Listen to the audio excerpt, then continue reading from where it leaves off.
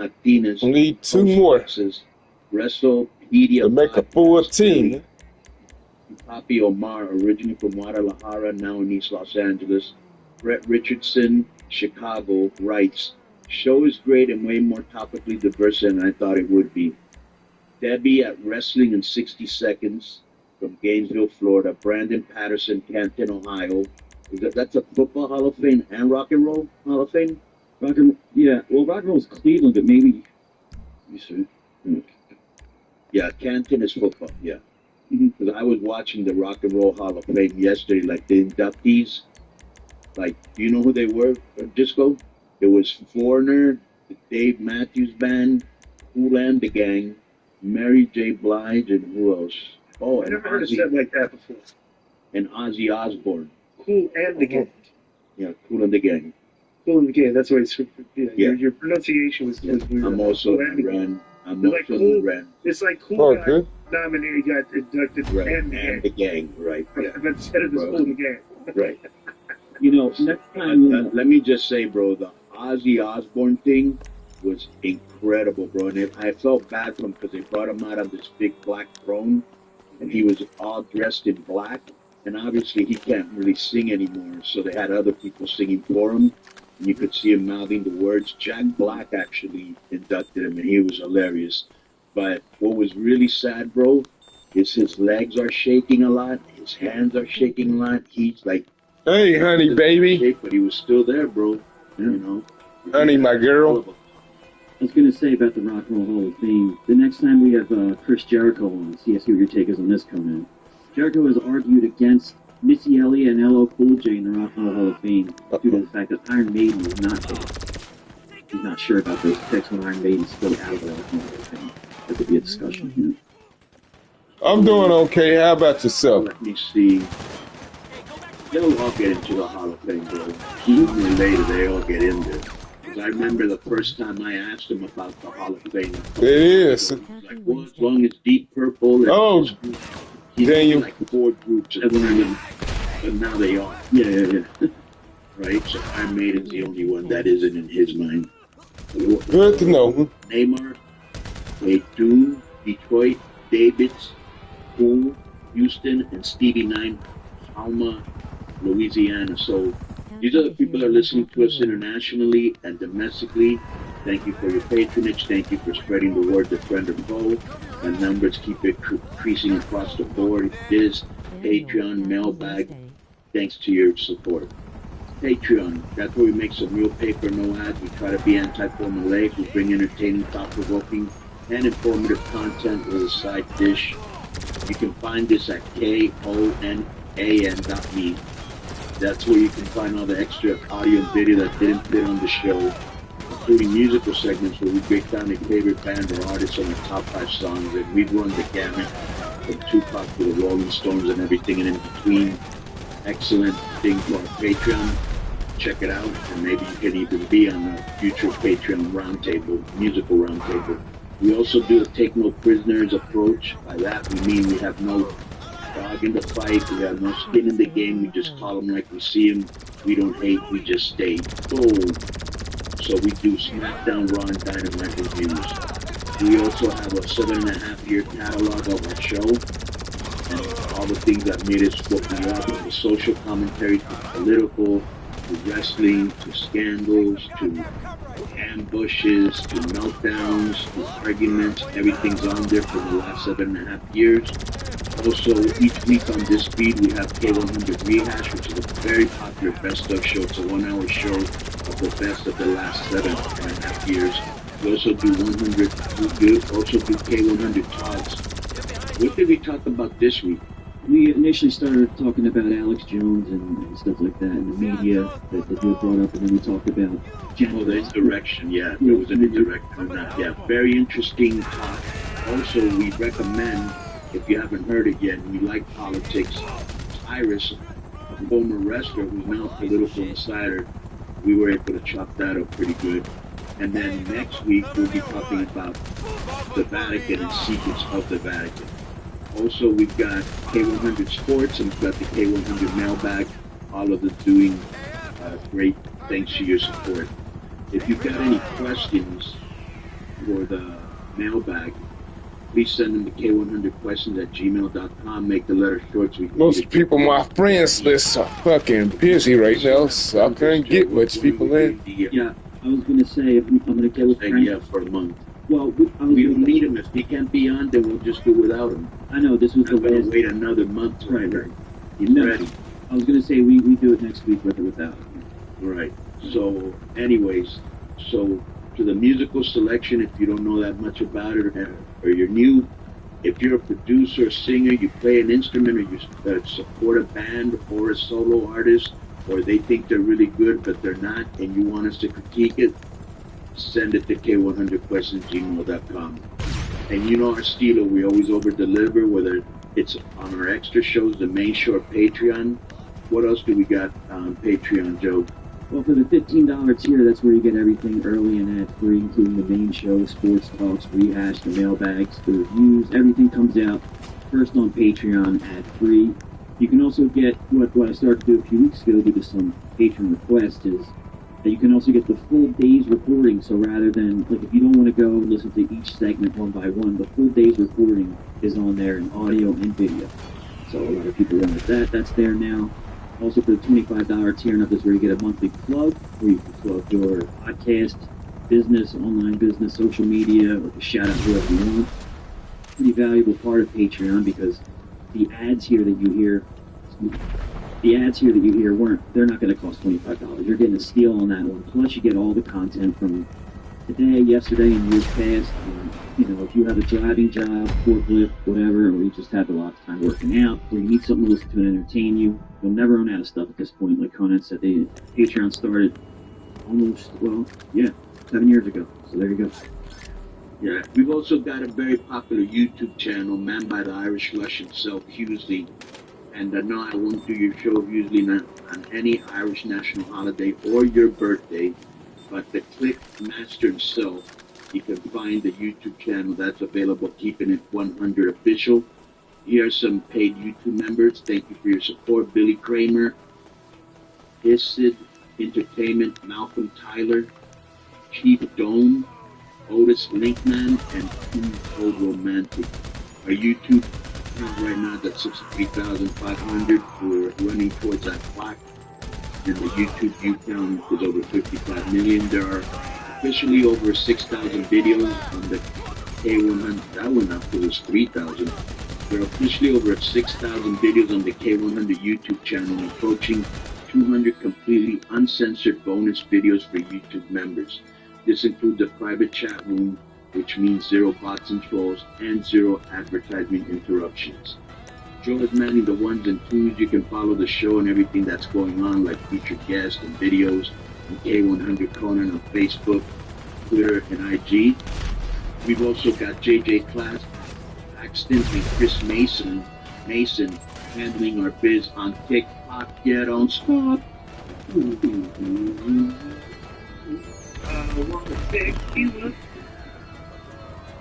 Doesn't get better than that. And that's available at K100 Podcast.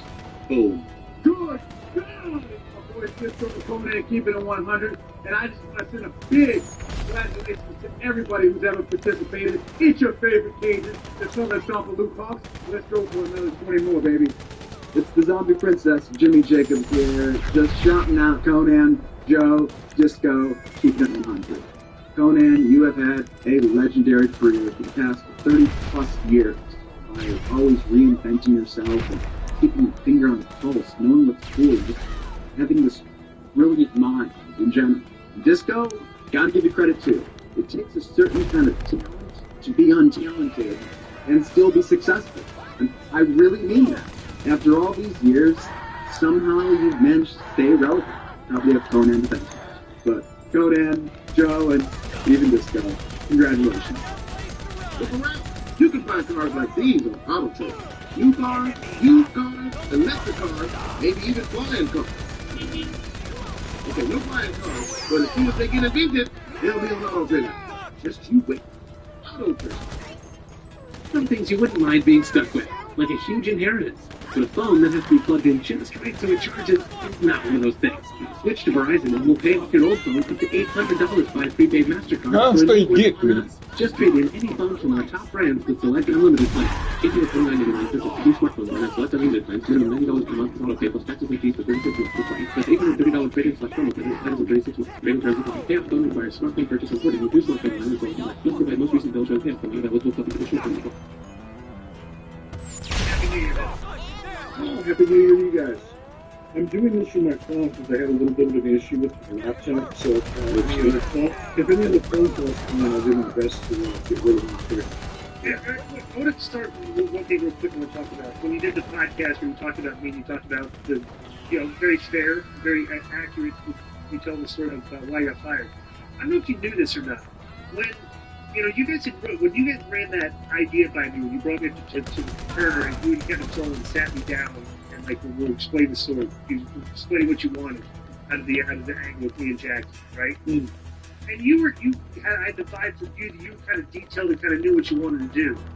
The thing that bothered me was when Kevin told me, "Well, I see you disappear." Like we said, Hey! I do this. Kevin said, "I see you disappearing for 6 months." I have 4 months left on my deal, right? Everybody I spoke to, Terry Taylor, Paige, all the boys, everybody that I asked for advice, everybody said don't do it. You know what I mean? So when I told you, I said I can't do it. He said, "Okay, you're fired." And I was like, "All right, I guess that's that." But hopefully you never listen to those idiots. I'm saying, when you brought me back, and the first conversation we had another detailed conversation about what you wanted out of the match. If you would have had that exact same conversation with me that first time, I never would have said, "No, I can't do it." Because you explained it to me in better detail, what you wanted to say, "Oh, that kind of works." So it kind of sucked that Kevin was actually in on that combo, because it just turned me off on the whole thing, So but I just want to get that on the record. That was but it was a fair show. The way you guys thought about it, I appreciate that.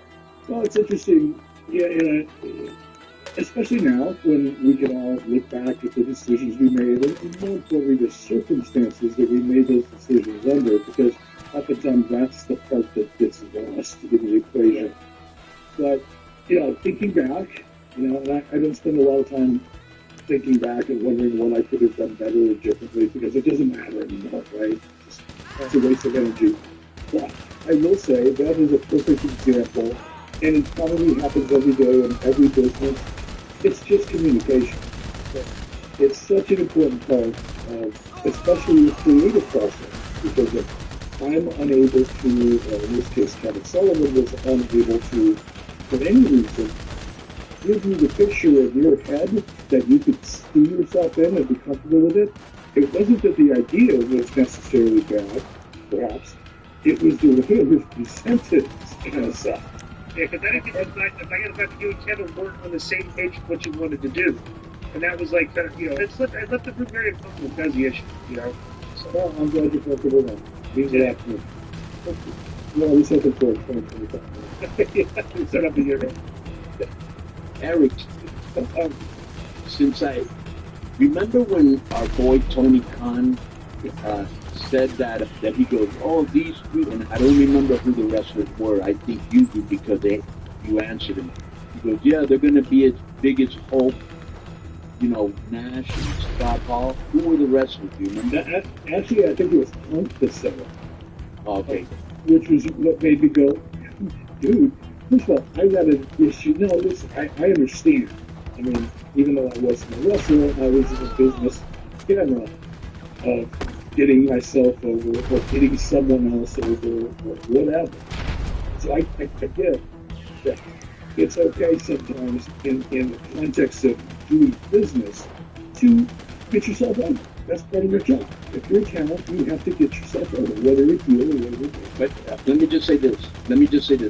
Hold your thought just 1 second. Here's a problem for me.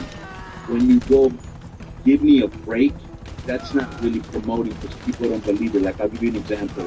You remember this kid called Marco Stunt? Yeah. Okay. Chris Jericho once said he's going to be the next Rey Mysterio. And I was like, no way he's going to be the next one.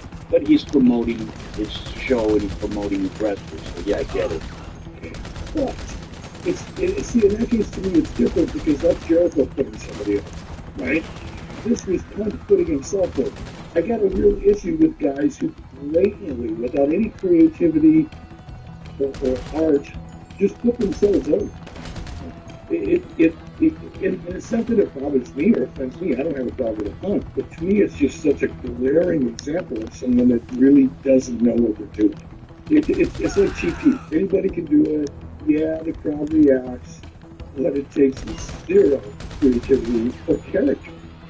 So, I mean, that was it. It just made me laugh. It's like, oh my God, this guy is really a rookie.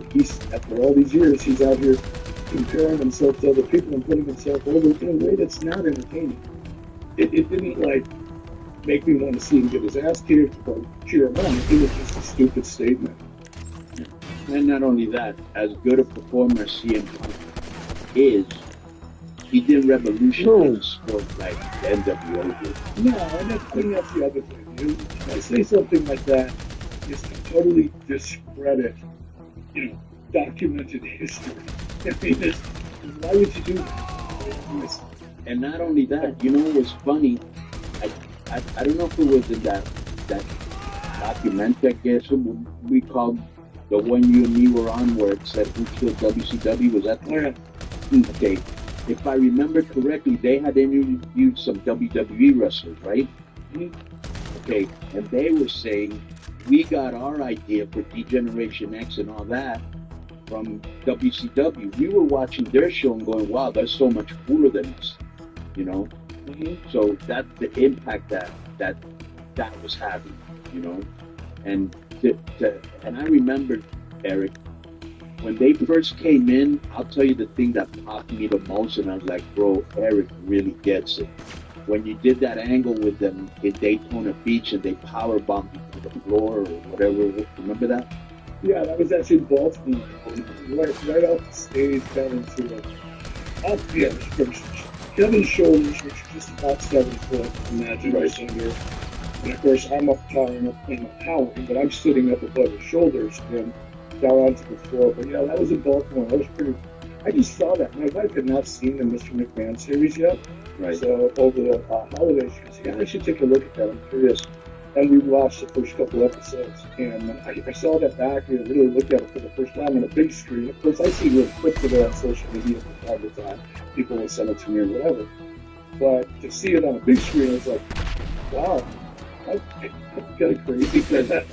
Correct me if I'm wrong, Joe or Disco. McMahon started doing all his stuff after that, right? Like he didn't do stuff. Right. It was about a year after. Yeah, so this is what really caught me off guard. First of all, I was only a few inches away from where it happened, right? Watching it. The pop was incredible, but I'd never seen an authority figure get treated like that. I was like, wow, Eric really gets it. He had no qualms about, for the sake of the business and the storyline, to do this. And I just thought that was cool. Well, thank you. So, it was fun. fucker left. I mean, I was a little, What a stupid. bitch. It was a little risky, and I'm not a trained performer. Nobody ever taught me how to take a bump. I didn't rehearse that. I'd never done anything like that before. And I'm smart enough to know that there's a fair amount of risk involved. You know what? I was also smart enough to know that it would really shock people. And that's what we were going for. Son of a With the risks. So, let me ask you a question. I saw that you were in MLW. Was that only one show? Yeah. Well, I may do another show in about it, but I haven't really committed to that yet. So what was your experience there? Did you have any takeaways of going to a place? Because mostly you've been in WWE or AEW and you haven't really been in a smaller promotion. What do you think? I kind of like it.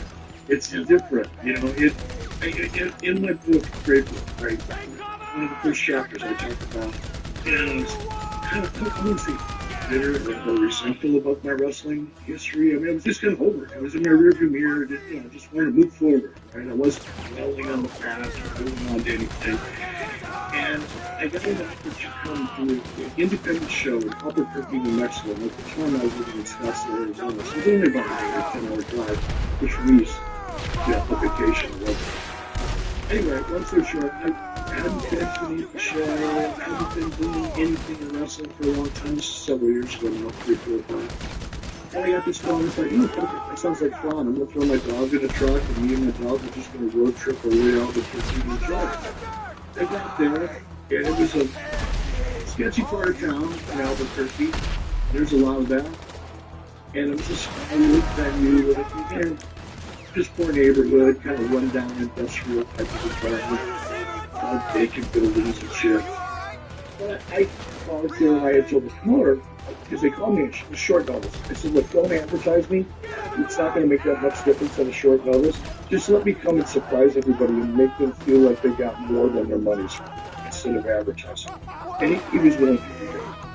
So I was in that truck and I pulled up outside this building and I'm watching the people going in. It was kind of cool. And I don't mean to take up a lot of time, but it's really cool.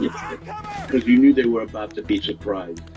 Not so much families, it's much as families. Just a lot of kids, it's mom and dad. These are lower income people. You can tell they probably had to make a commitment to be able to afford to take their family to this event. And there's only like 250 people there. It's not like it was a big sellout crowd. It's a small event. And once everybody was in, I got out of my truck and I went backstage and I found my way around. And I walked back there and I had this view before anybody saw that I was in the building or in the backstage area.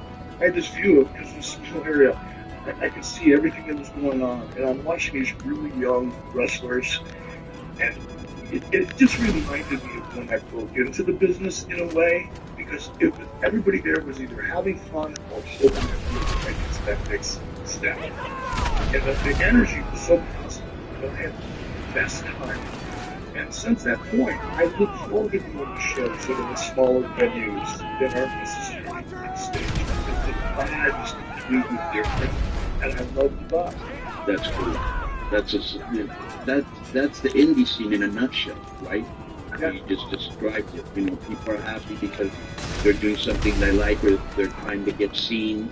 You know, what would you say this year were like the 3 things that stand out to you, either professionally or personally? Wow. Well, for me personally, I'll start with that one because that's the easiest one. You know, and I really started a little over a year ago, but really focusing on my diet and my health, nutrition, and started that out a little over a year ago. And then once I started feeling better, I actually mustered the motivation, the energy to start working out again. And then so how many times do you work out a week? 5 to 7. 5 to 7 for how long? 90 minutes, maybe 2 hours, depending on what I'm doing. Wow. What do you do? Well, start at the top. You know, I start on my shoulders, work my way down my back, do 4 or 5 exercises for my back. Legs, I do 4 different exercises for my legs, hack squats and leg curls and extensions and all that. My shoulders. It's not a light workout. No, it's not. Because I started out pretty late. Well, it is interesting. Let's see what this thing's all training is more important the older you get, which people think is kind of weird. You think cardio, but the resistance training is, as you get older, that's well promoted. You know what? If I can testify, because I should weigh about 175 if I'm not really trying to pack on any lean tissue. My natural body weight should probably be around 175, maybe 180. And up until this past year, I'm carrying around 225 pounds. Oh, wow. And 225 pounds, or just say 220. 220 is not a ton of weight. I got as high as 225, but I carried usually around. Well, it is if you're at 175. But yeah, my frame is, my infrastructure was designed for 175, 180, not for 220. It's all fat. But I tried running. I've run 6, 8 miles, 4 times, 5 times a week. I tried different diets. And you lose a little bit of weight. It didn't really matter. Same thing just go ahead then. And my wife, Lori, studies this stuff. She's a voracious reader when it comes to nutrition fitness. And she kept telling me, no, you want to go and lift some weights. You'll burn more fat. Lifting weights than you were running. And, me being a big-headed, idiot that I can be sometimes, just, yeah, that's bullshit. And then I did it. And it's absolutely 100% true. You can burn far more calories weight training than you can running. I know because I've done both. What was more effective for you, or were they both the same? The water diet or the carnivore diet? Well, the water fast, to me, that's just something that I do once every 3 or 4 months. In fact, I should probably do it again here shortly. That's just a 5-day water fast, and there's a lot of different reasons I do it. Some of it is just to test my own self-discipline and keep myself in check when it comes to discipline, because that's my biggest weakness, to be very honest about it. I'm easily distracted and lack the discipline to stay focused sometimes. So the water fast really helps me with that. But then the carnivore diet, I'm an absolute advocate for it. It's amazing. The more I learn, the more I believe in it. I've got, been fortunate to meet a couple of people who are instrumental in that whole movement. One of them is a doctor, John Baker. He's an obstetrician. He's a surgeon. He's been on it for 9 years. Yeah. Oh, cool. Yeah. I read his book. It's called The Carnivore Diet. And to me, information is inspiration. And there was so much great information in there. And I understood, because he presented the material very easy to digest, no pun intended. But once I understood it, I went, well, that makes sense. It's a lot easier for me to make a commitment to something, much like you, Disco, when you couldn't make really a commitment on something you didn't understand. And for me, once I understand how something works, it's a lot easier for me to sacrifice whatever I have to sacrifice in order to get it. I don't mind. And I read that book, and then I started doing it. I'll never go back. I will never not do it. I did a 3-day water fast recently, and just for people, like, it's far easier than what you would think. Like, a lot of people think, like, fasting, like, a 24-hour time, but 3 days, I was like, it's so easy because just the water fills you up. You drink the water, and you just feel water just is not that hungry, So, go ahead. But next time you do it, it'll be the 3rd day for me, at least. Everybody's different. So there's no one size fits all. But for me, the 3rd day was the hardest. By the 4th day, yeah, I could have gone 2 more, but I just felt like, but I lost like 7 pounds. Yeah, like most of that was water. You ate it up after the 3 days. But if you do that religiously, by the 4th day, you're going to hit. Because what happens is your body's burned through all the glycogen in your tissue, all the stored fat or stored sugars and carbohydrates and all that stuff that your liver packs on while you're stuffing your face with whatever the is. In general. Once you burn through all the garbage, I wasn't there. I wasn't even standing anywhere. When you metabolize body fat, it creates a compound or a chemical called ketones. Ketones are the byproduct of fat burning, but it's also what This game is stupid. Like your brain I was just speculating. And when your body starts producing natural energy vis-a-vis ketones through the metabolization of fat, you get a fucking buzz that's unbelievable. And it'll last 2 or 3 days. And I think it's actually called the keto buzz, right? Yeah. Yeah. Yeah, it's like this overall feeling. It's like blow if it wasn't bad for you. And would last for hours at a time. This game is So why retarded. is that happening? Because now you're metabolizing the fat? Yeah, you're burning body fat because your body needs energy, and when you burn up all the shit, the garbage, the sugar, the carbohydrates, and all the crap that your liver stores, once you burn all through the garbage fuel, then you get into the good stuff. It's like pouring lighter fluid in a Mercedes, and once you get rid of You got kicked again out for too long. it just rides. I was speculating. Now let me ask you a question. So do you ever deviate, like either have a cheat day one, or like let's say you're around people and let's say they're eating ice cream or it's somebody's birthday and there's a cake there. Will you ever deviate or no? Of course, yeah. Like Christmas, our daughter was here in Montana, and she makes these little desserts. She spent all afternoon making Christmas desserts. She flew in from California to spend Christmas with us. So what am I going to do? Well, I can't eat that. Well, if you, So, at certain points in time, of course, I'm not like hardcore. It's not a religion. It's Right. just how I prefer to go through my day because I have so much more energy and focus, and I'm able to discipline because I just have more mental energy because of the ketones. anything else professionally or personally? I got to tell you what, I wasn't going to talk about this land. Be careful how much I say, mostly because it's not a completed kind of project in any stretch yet. But it's so weird how Lori and I, my wife, we joke sometimes about how wrestling is the gift that keeps on giving. And that giving comes in a lot of different ways. You know, relationships, obviously, and opportunities that still come my way because, like you were talking about, you know, promoters, as long as you got someone out there that's a promoter, you're probably going to get a shot at something. Yeah. I still have people in the television industry that occasionally reach out to me. You know, there's an opportunity there for them to do something. That I'm still like that. But recently, within the last several months, I met a young guy who, let me put it this way, he spent 8 years at Goldman Sachs. He is one of the most brilliant people that I've ever talked to. And he's an SEC whistleblower because he discovered something that didn't smell right. And he investigated it. And he went deep into this project. And for over 5 months, almost 6 years and change, that he has been an official SEC whistleblower. And nothing's happened yet. He's just waiting. And he finally decided, you know, I don't want to wait anymore. He called me and said, you know, he was a wrestling fan. And he said, I know you wrote a book called Conservation Creates Cash. I want to tell you about this idea. And it blew me away. It's such a big idea that he has uncovered. In his words, I don't even want to say it because it's not bad. In his words, this is more than a significant issue. I don't want to compare it to any other financial fraud. But how are you intertwined in this? How does he want to work with you?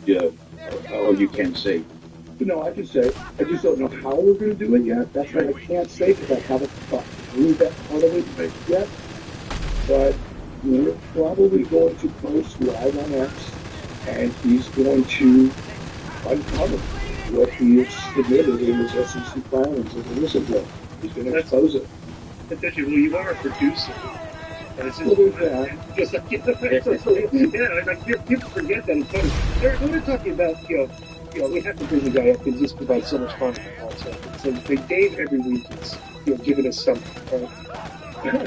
This new Talk about the gift that keeps us giving. it is really. So even though they're contributors, like that whole community, they're contributors, contribute content for just the podcast to make fun of.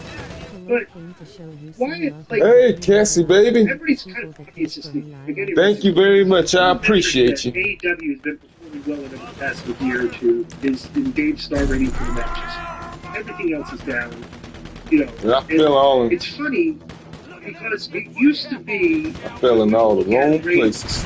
Okay, it used to be we looked at total viewership because there was a market share. You're looking, we were going head to head with WWE. You're fighting for the fans to view your product. I thought you knew, huh?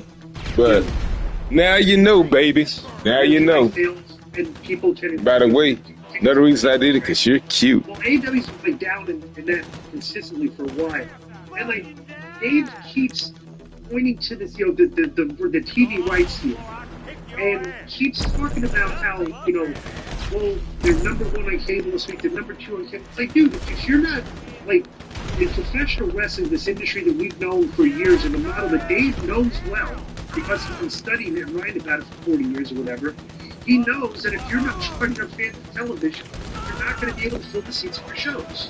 Everybody knows this, and that's the problem they're having. He keeps talking about, well, the ratings are good enough because they're beating these other shows on cable. And to me, I equate that as like, okay, you know, like 3 years ago, you entered a beauty contest, you finished in third place, you were in 9. 3 years later, you put on 30 pounds, you're in the same beauty contest, and you're still winning because all the other contestants are pregnant. It's like beating competition on TV when there really isn't any competition anymore. He's like always trying to go through that W, which is what they like to post on social media. They like to post their W's and just ignoring the basic principles that professional wrestling is built around forever. You told AEW a year ago, you said it's a well-funded hobby. I don't know how anybody can argue against that statement, you know, like going forward here in 2000. No, and look at, yeah, and first of all, it's a bizarre world, the world of Dave Meltzer, and the people that defend him or believe in him. I mean, look, Dave, let's give credit where credit is due. I think when it comes to someone, if I wanted to sit down and talk about the history of the business, I could not think of anybody that I would even spend time thinking about speaking to until I had a chance to sit down with him. I mean, that is his lane. He is that guy. I don't think he's going to write my obituary, but if he did, it would be a good one. Because he's good at that too. Right. Okay, those are the two things he's good at. Unfortunately for Dave, he thinks because he is a mark. Yes, that's what he's saying. But it's true. He thinks he's convinced himself of a reality that doesn't exist. Come on, motherfucker. Because he's been a wrestling fan and he knows the history of wrestling and he knows what he likes, therefore he knows what's best for the wrestling business. That's been his thing since 1987 when I first started paying attention to this bullshit. He thinks he's more knowledgeable than he is. And unfortunately today, he is, through his relationship with Tony Khan, he now has direct influence. No, I don't know how much. I'm not going to suggest that to you. Hey, And I don't listen. damn straight, baby. Damn straight. I believe, for no good reason other than I believe it, that there is pretty consistent dialogue between Tony and Dave. And perhaps maybe less so now, but certainly early on. Got it, sis. Bucks and everybody else. And I think that Dave and Tony probably have in common a certain taste when it comes to wrestling. They both like it, the high-flying, very athletic, very dynamic styles. And Japanese style. Well, yeah, that's been real apparent lately, the last 2 years, I'd say lately. But, they have that in common. Dave has a lot of influence, and Tony's convinced that Dave knows what he's talking about, and Dave is convinced that Tony's like the smartest guy in the world. And together, these two guys have, whether it's literally or figuratively, kind of joined at the hip, and, created this thing called AEW. And it sucks. It's horrible. And there's nothing you can look at in terms of AEW and point to it and say, well, that's an indication that maybe they're figuring it out. I mean, they're circling the toilet bowl each and every week, and the number of unforced errors and uninterrupted chains of bad decisions is almost like, are they trying? Are they trolling us all? Like, is this a big joke? Are they convincing us that they believe this shit is really that good? Or do they really believe it? I don't know anymore, man. I have a hard time believing that this whole shtick with Dave is now a word. Because otherwise, I can't convince myself that even Dave believes that the shit that he writes is real. Look around. You can find cars like these on AutoTrader. New cars, used cars, electric cars, maybe even flying cars. But there's no flying cars, but as soon as they get invented, they'll be on AutoTrader. Just keep it. AutoTrader. Verizon, anyone can trade in their old phone for a new one on us with Unlimited Ultimate. Prize Picks is the best way to get on-day Prize Picks discounts, select player projections up to 25%. You'll have even more value for your line. Prize Picks also invents a flex play, which means you can still cash out if your lineup isn't perfect. You can double your money even if one of your picks doesn't hit. And Prize Picks puts their members first, so all withdrawals are fast, safe, and secure. And when my picks hit, I can get my money in as quick as 15 minutes. They also offer MasterCard for quick and easy deposits in your account this sports season. Think Lamar Jackson will get more than 250 passing yards next week? Will Patrick Mahomes pass more than 1.5 touchdowns? Look up hot takes with your friends and win real money when you and your crew run your game on Prize Picks. So download the Prize Picks app today and use the code K100 to get $50 instantly after you play your first $5 line. That's right, you just download the Prize Picks app today, use the code K100 to get $50 instantly after you play your first $5 line. Prize Picks, run your game. Alright, let's get into the mail here. We got the Patreon email. So how many suspensions we had last week, Joe? Patreon was clear again. We got a lot for the main. Okay, well, don't worry about that. Give a Patreon. Is that 2 weeks in a row of no Patreon suspensions? Yeah. Well, let's see what happens this week. So next is from Matthew Mason. The story's a week old, but I'm just not seeing it. They've attached an article about the New York Jets fan Fireman Head. Remember Fireman Head? Yeah, Jay Brown. He's bringing up the fact that the Jets won't show him on the Jumbotron anymore, and he's apparently very butthurt about it. The Jets owe it to this guy to put him on the screen every time. Somebody else already did it. He's going to buy it in his own hype. Thanks to the fans. You know what they should do? Because it's a freaking embarrassment. They suck. Right. I mean, brother, why would you want to be showed up? It's like you're an idiot. It's like you look like you're a big. You have a picture of him, Joe, so people can see him. Yeah, it's like you're an obsessive fan and your team stinks. Like, why don't you show them on the Jumbotron? Maybe they'll show you when they're winning, but they're never winning. Right. It's like they don't show them anymore. So. Yeah. Yes. Hey, next is from Martin Matthews. Conan, did you object to WCW putting you in the Dungeon of Doom? Seeing your street gangster character coming out to spooky music. It's surrounded by Dungeon of Doom, which is horrible casting to hurt your character in the early days of WCW. No, because it got my face out there, and now I had all eyes on me, and I had to somehow stand out. So it was my chance to stand out.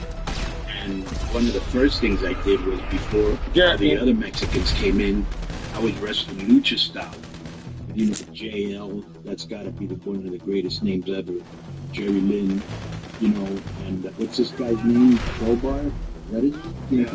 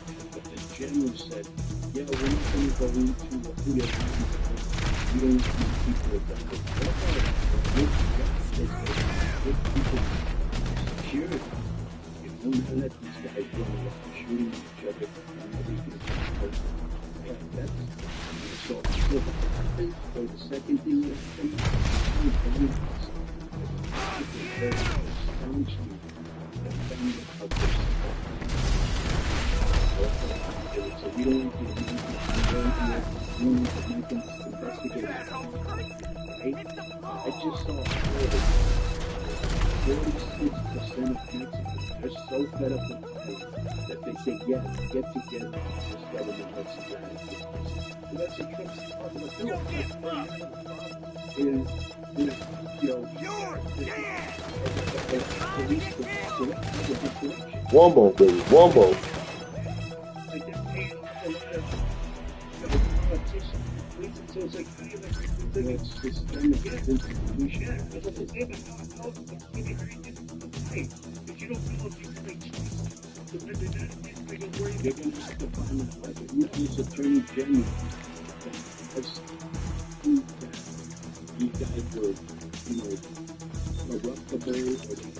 Somebody else, put him in fucking jail for. I just think that as a politician, you get all the perks, you know, like I'm a politician everywhere you go, everybody comes over, everybody wants to give you food, you're making deals, little deals, like they should be like for first time because they're putting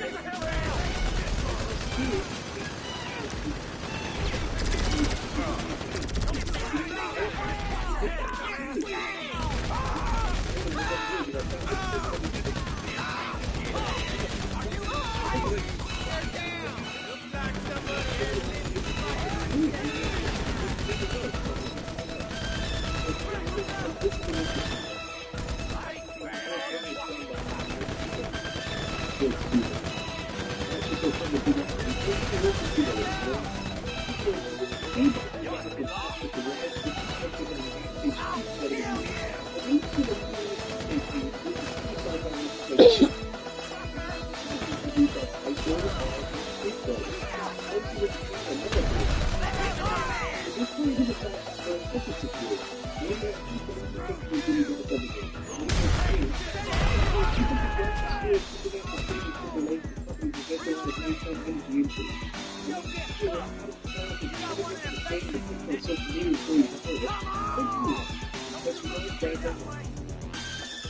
just think that when Strowman was taking pictures of Mr. Williams, you know,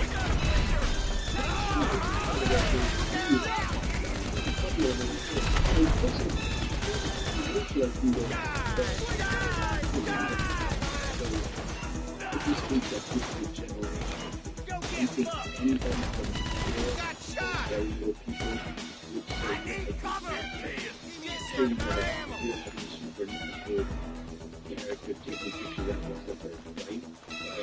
But it's a generational thing because if you ask any young cat that are together, it's a problem. That's just for them. You know, these Schwarzenegger stay character all the time. They want someone, okay?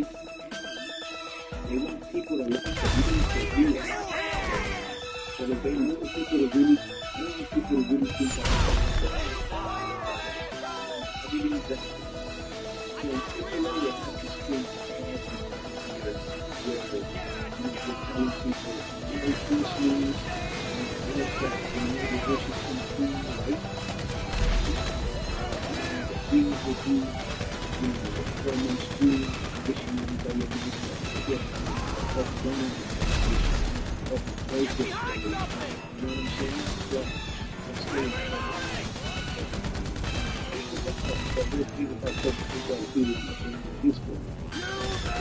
So we take that people as a total, we got one in there! Well, we like it. You really think?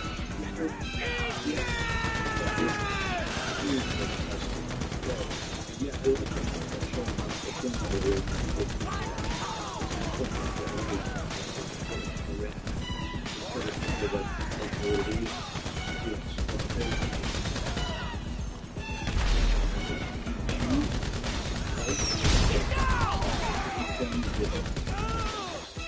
I always get it with Ray, which is funny because in Michigan, KFC, OSG, other franchises, they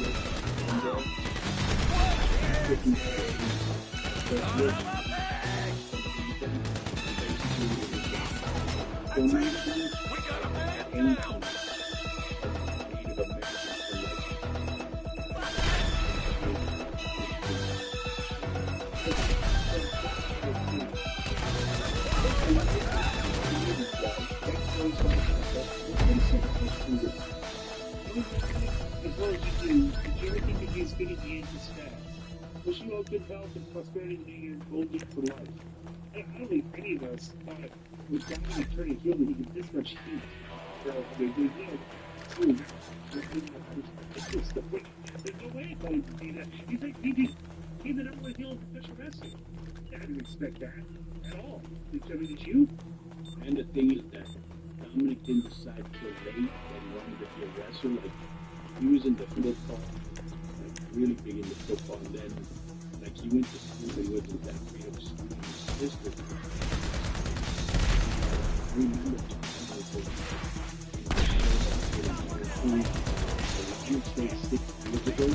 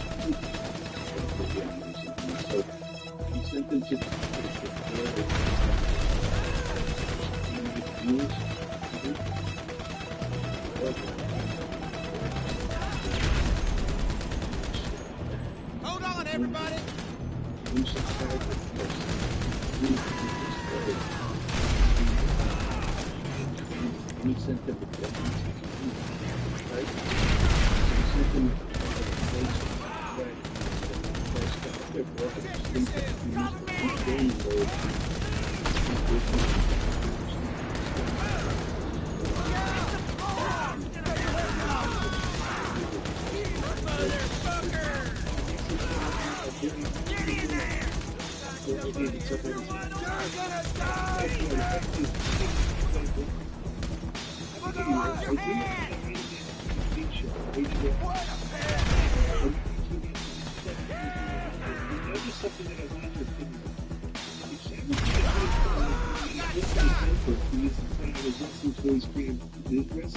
We're receiving fire! Anyway,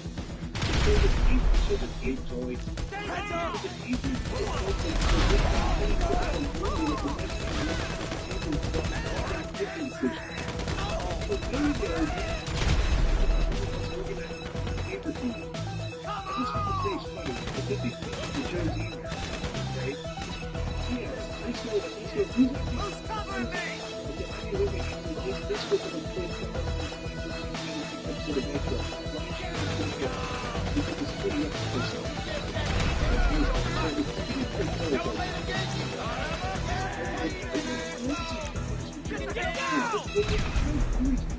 Keep me covered!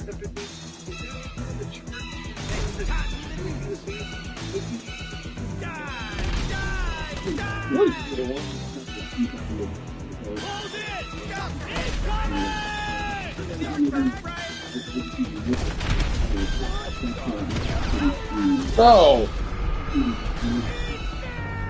Sure, hit me back, you.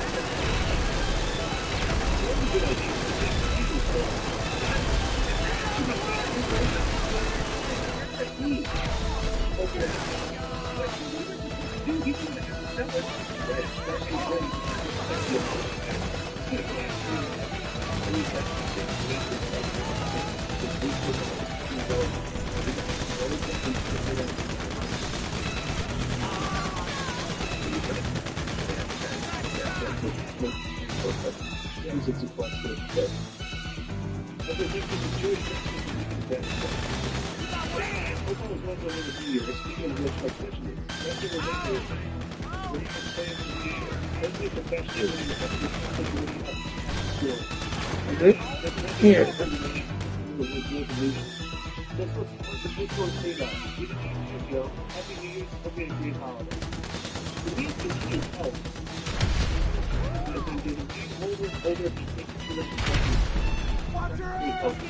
So, kind of like, you know, you can look at but I used to be in the week a lot easier. That was just so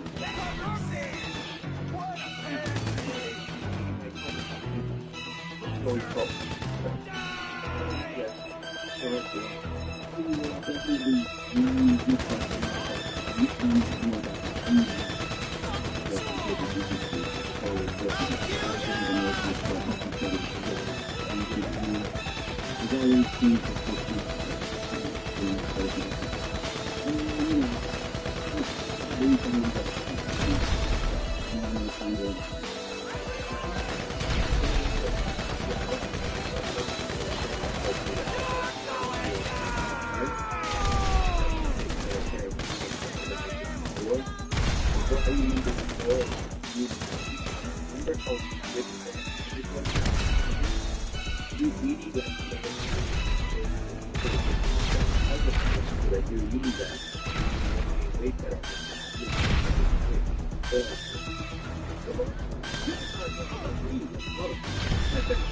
pretending. But it's sort of limits to something.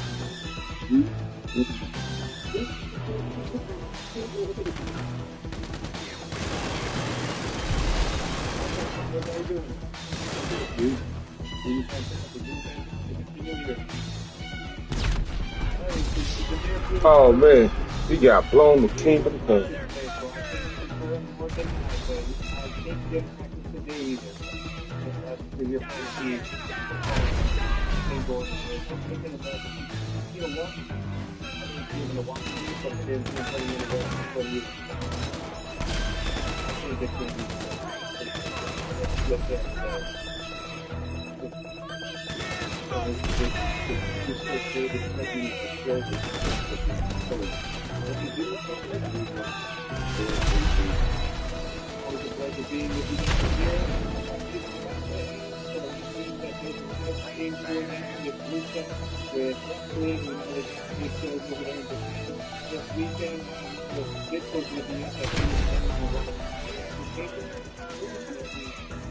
Dynasty, the AEW, coaching the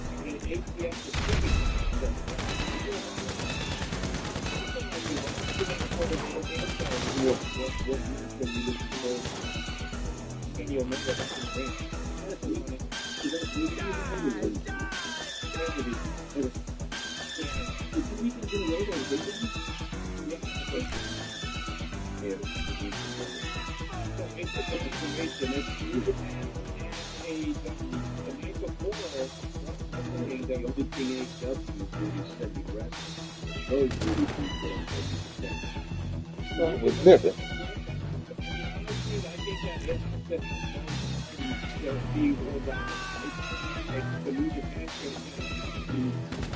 Oh, never.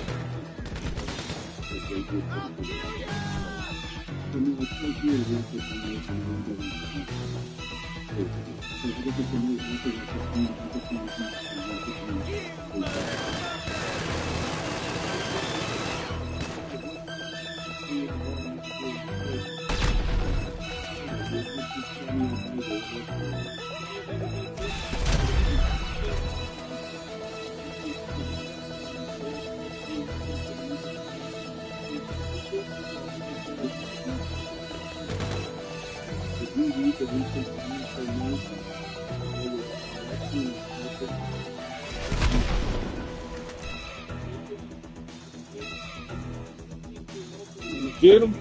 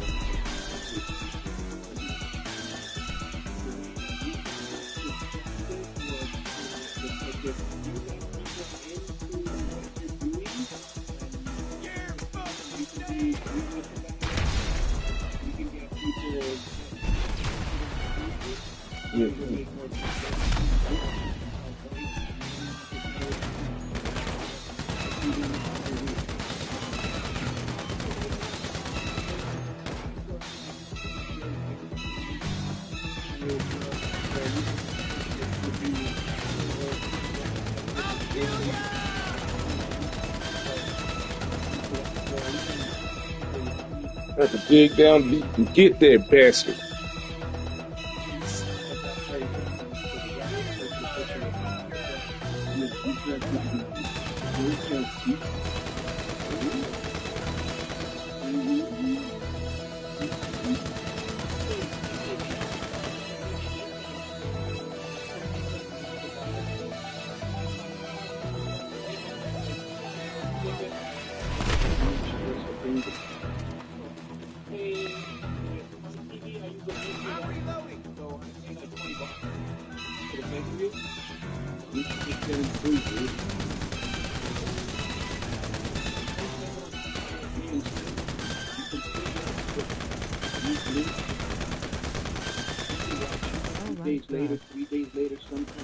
Hey, Temple.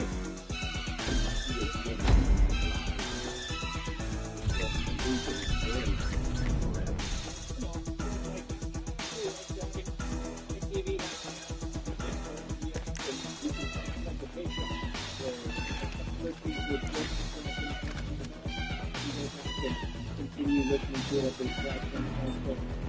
But it's super easy with it. Unfortunately, once we release that in the weekend this week, we can do that. We don't have to promote 2024. We can do what we can do and then we can start it.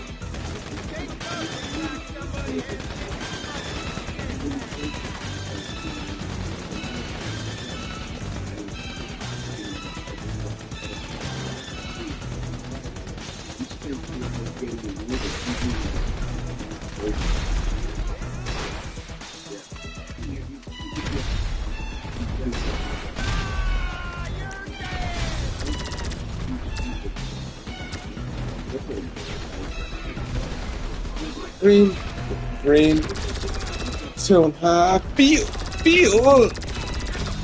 I really feel.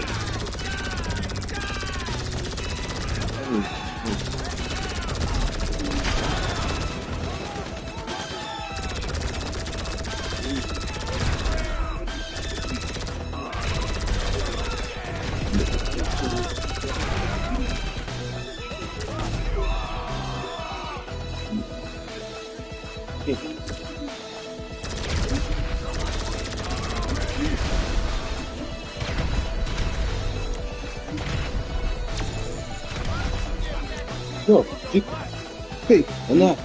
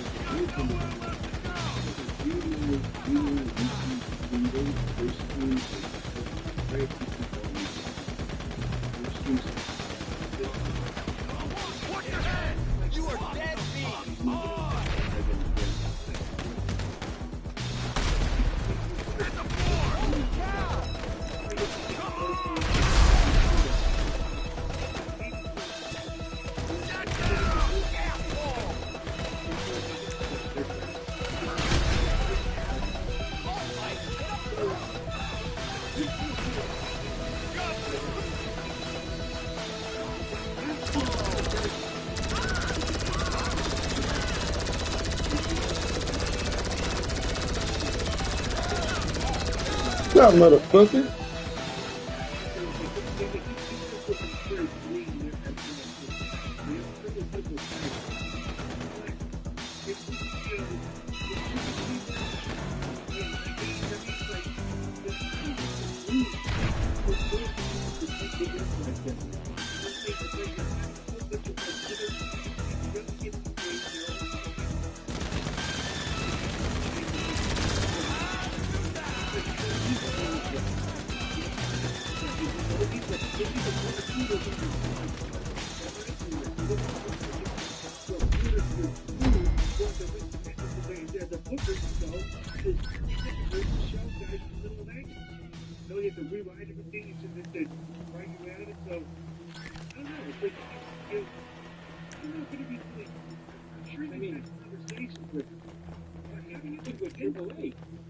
Eagle was going to main event one of their big shows in Florida, but he got hurt, so Kyle had to step in for that championship match against Del Rio.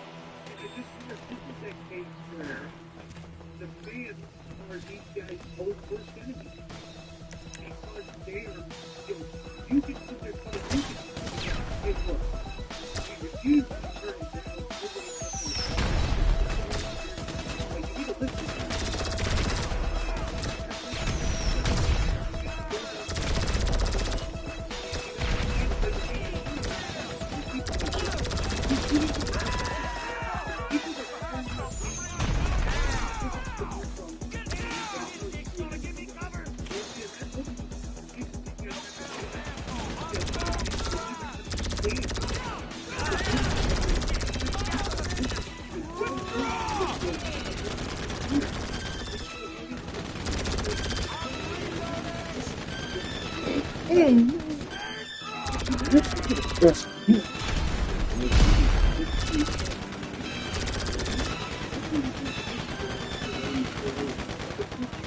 No.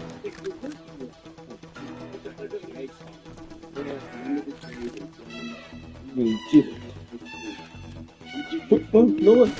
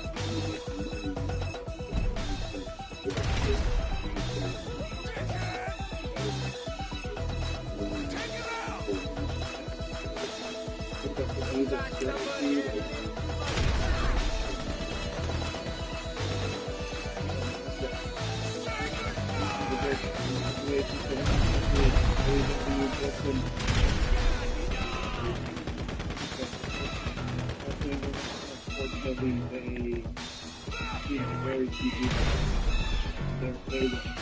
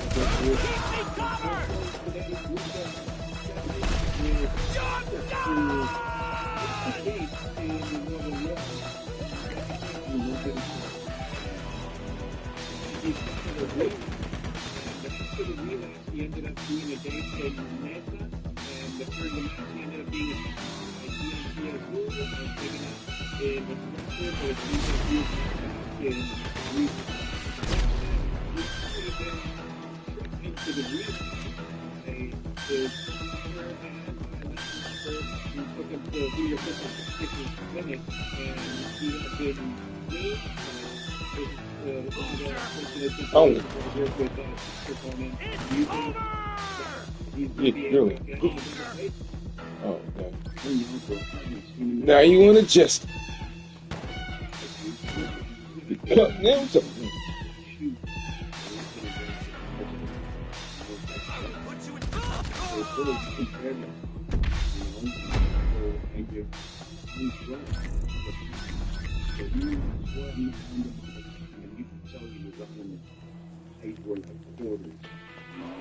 And so, you're confident that you're going to charismatic wrestler that's ever existed in Mexico. You'll get over, as I always say, this not the same thing in the U.S. as in Mexico.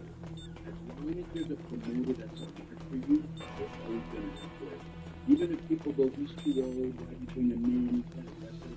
As long as a promoter likes you, and he's a mark for you, you're always going to have work.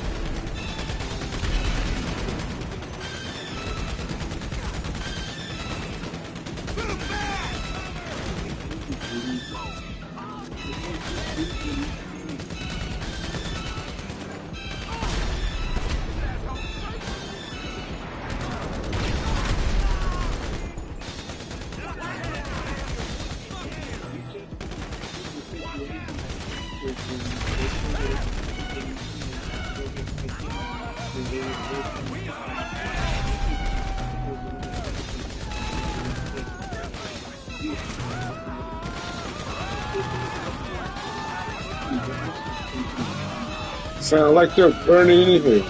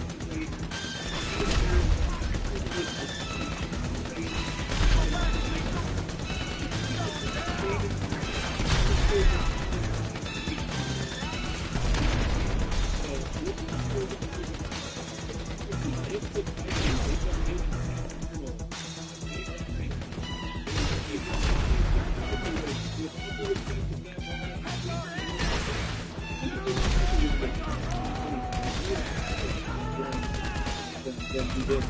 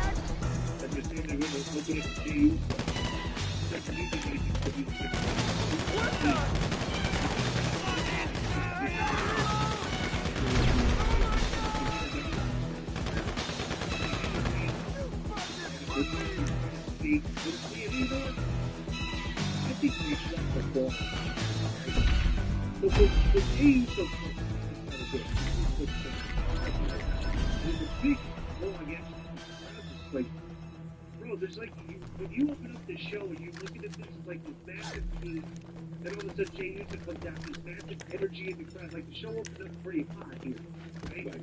So Jay Uso comes to the ring, and basically, they said we go way back, because they kept doing the thing where they were trying to talk, but they would always say one or two words, they would just stop it. Right. Well, they should just say the sentence. Let the crowd do what you out of the building, because they were like this. They were like musically, but they looked like that's what they were doing. They were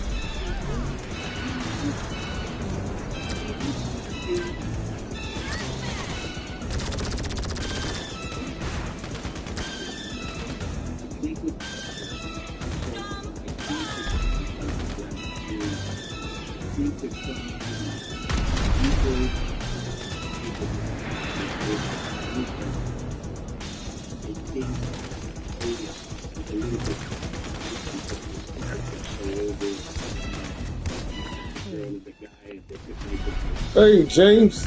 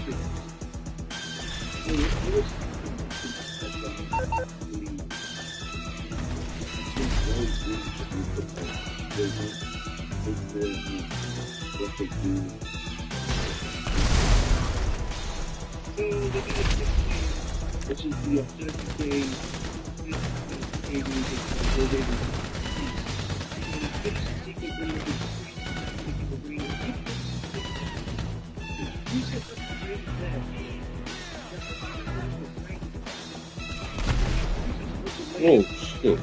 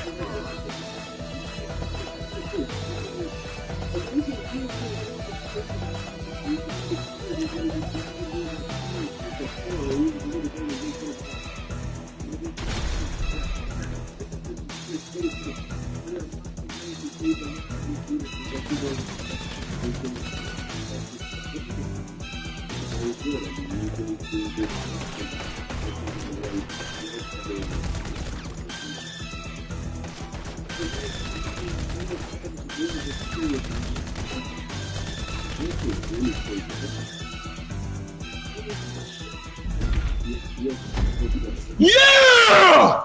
Beat it! He won this week. I got spud so I got to beat as well. She got a promo before the match, which was good, but still, she to me is like Wonder Bread, no flavor. That concludes this episode. Tomorrow is ACW Storm. I'm going to start that one late because I got to stock up on food because the snowstorm's coming. I got to be prepared. I don't know when I'm going to start, like 5:30 Central, 6 o'clock Central, 6:30, whatever. But whenever it is, I'm going to keep doing it until it's over with. If I have to eat dinner late tomorrow night, then so be it. But I'm late for dinner. I got to get that ready. But first, I got to go pee-pee. Championship tournament. And if you want to make it interesting, and the thing is culminating with Dakota Sky fighting Lyra Valkyria. It's like, really? It's like, dude, you should. This is the first thing that we're doing with the belt. You should have had two of the top girls in the finals fighting for the state that they I'm out of here. It does no service to either of these girls because nobody's going to compete.